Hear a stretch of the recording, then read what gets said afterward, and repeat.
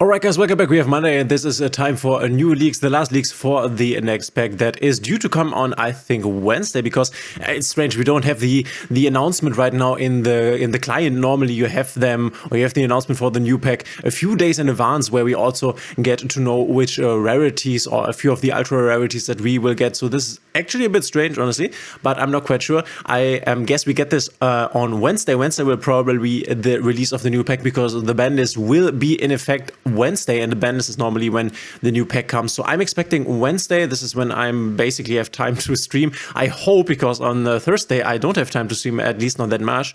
I definitely blocked out the entire Wednesday for that, but yeah, more to that later on. So we have the last leaks for the next pack. Nothing too fancy here, and this is, I guess, why Dkayed also saved this for last, because this is the most boring one. And normally at this point we already know what the rest of the pack will look like. This might also why he chose to release this the last, because normally the game already tells you what is coming next, and 10 pack was definitely the biggest leak. But yeah, the pack that we get will be quite amazing in my opinion. You can let me know in the comments what you think. By the way, if you like my videos, please consider subscribing, hitting the thumbs up and the notification bell. This would help out a lot. We are getting the last remaining Gold Pride support in a new secret pack. So I think we already have a Gold Pride secret pack that we will just get these new cards in, and then this will be upgraded. We will probably get a free pack for this, and then if you want to get the new Gold Pride stuff, you can definitely get that. But yeah, Gold Pride not the strongest deck ever. Another deck that we will get support for is the Infernoid stuff. I've talked about this in the what cards could come next in the next pack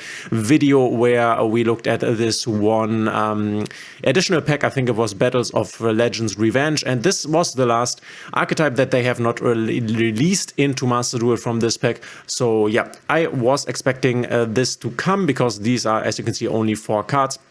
We have a new cool boss monster, a new cool fusion monster that can send a lot of cards from the deck to the graveyard. So it says if this card is fusion summoned, and we have to click on refresh here. Thank you, Master Duel Meta. If this card is fusion summoned, you can banish one Infernoid monster from your graveyard, send one Infernoid monster with different names from each other from your deck to the graveyard equal to that banished monster's level. So you can send up to 8 cards, which is crazy. And then we also have the new card Infernoid Flood, that if I can click on here, we can scroll over here. It's this new boss monster, 2 monsters, including an Infernoid monster, can be made with Meridian Princess, as Dkayed showed in his video. Very nice. When your opponent would special summon a monster, quick effect, you contribute 1 monster for cost, negate the summon if you do banish that monster. So a very nice interruption here.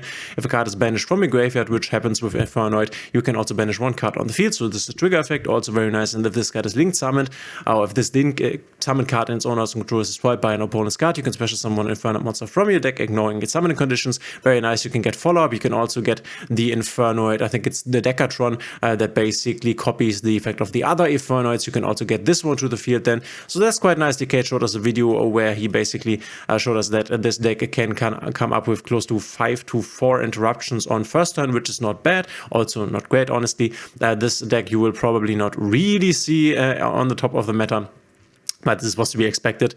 But it's cool that we're getting the rest of the support, so that we are basically done with the, I think it was Terminal Revenge or something, or Battle of Legend Monsters Revenge.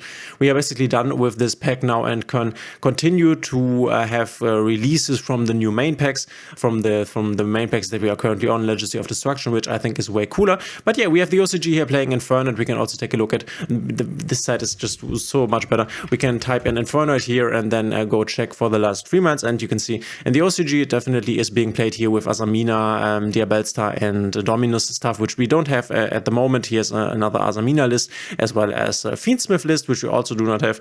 So we might want to play this, something like this. You can use this Dark Fusion here that basically makes your monster untargetable. You can make this new one, sending all the stuff to the graveyard, protecting him from being targeted from an impermanence, for example. Otherwise, as you can see right here, we unfortunately do not have grass in 2, so we will play this at 1. But you can play stuff like Left Arm Offering to get to your grass, and then you can mill all your Infernoid stuff into the graveyard and then do stuff with this. Have to be honest here, I'm not the biggest Infernoid expert, not quite sure what you are doing with all of the Infernoids in the graveyard, but it seems to be the case that we want to have them in the graveyard. When this guy is fusion summoned, you can apply these effects, materials, 3 or more. I can make this with, I guess you can fusion summon, correct me if I'm wrong here, you can fusion summon from the graveyard your graveyard stuff. You will also get this new card here, the Void Reignition, reveal 1 Infernoid monster or 1 Void Spell Trap in your hand, discard your entire hand, then draw the same number of cards you discarded. So once again, getting stuff to the graveyard. This is why we are playing the Monster Gate. This is why we are playing Reasoning. This is why we are playing Card Destruction here. And obviously why we are playing that grass looks greener. Also Fire Recovery, very interesting. I think we already have this in the game. Yeah, released on March. Oh, it's cool. They also tell us if cards are released. Very interesting. I didn't know about this feature. Also stuff like the transaction rollback, getting to the graveyard, being able to use this afterwards. So very interesting. I think they were also playing Bonfire at some point. Isn't one of them like a level 1? Oh no, it's like they are playing the Rebelstar Wanted package. We can quickly shift over to this, and here you can see the Rebelstar because you can go into your Decatron here, which is a level 1 fire, also into your Pyramais. Not quite sure which one you would go into, honestly, and you can see the other Mina stuff that we will get in the future here. This will mainly be support for Snake Eyes. You can also check that deck out in the TCG, where it's definitely worse, because obviously we just have Grass illegal right now, which makes sense. This deck wasn't that great in the TCG. Here's the only TCG listed. You can take a look at top 8 in St. Peter's, August 2024 regional here. So has been played lately, and you can see we have the Diabellstar package in here. We have the Fiendsmith package in here, because those are also Fiends, so that makes sense. That's nice. They are not Light Fiends, unfortunately, because Light Fiend is what you need for your entire Fiendsmith engine, but you have Fiends in here, so this works. You can see the Monster Gate is in here, but we are missing some of the important ones, like the Grass. We have 1 Reasoning at 1, Master Rule OCG has this at 3, Monster Gate is also at 1 in TCG, so you can understand or start to understand why this deck is worse in the TCG. The main cards that you want to play here to get your entire deck to the graveyard, you can't really play in the TCG, which is why this was never really super strong in the TCG, but is also not that strong in the OCG. You can play this with Snake Eyes, as you can see right here. Most people probably don't want to do this. There was also the Snake Eyes still at 3. Now it's at 1 in every format. The Poplar is at 1 in every format. Very interesting.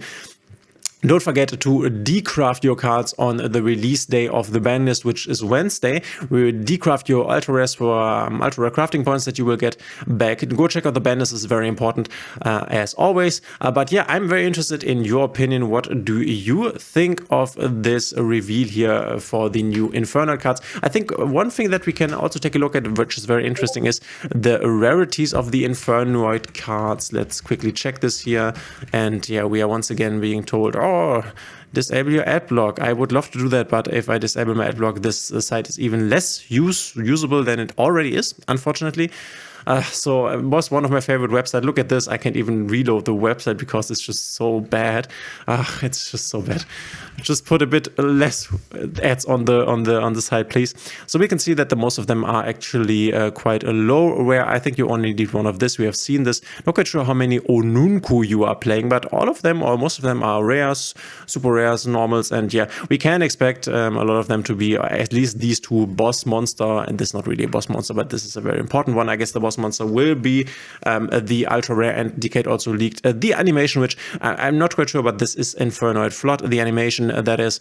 Yeah, I think this will be probably quite a cheap archetype, combined with the fact that, yeah, also these cards are not that expensive, so a cheap archetype that is then again not that meta relevant. But if you want to go for this, I think it might be a very fun strategy, because you are milling your deck and then working from the graveyard. This is always a bit different, always a bit different than other decks play, basically, and I think this can be quite fun. But you can let me know in the comments whether you are interested or excited for the Inferno stuff. Let me also know what you are most interested in the next pack. Are you hyped for Tenpai? Are you scared of Tenpai destroying the meta? I'm super interested in the next pack. I think this will be a major one, a big one, a cool one. But yeah, let me know what you are thinking, and we will see each other in the next one.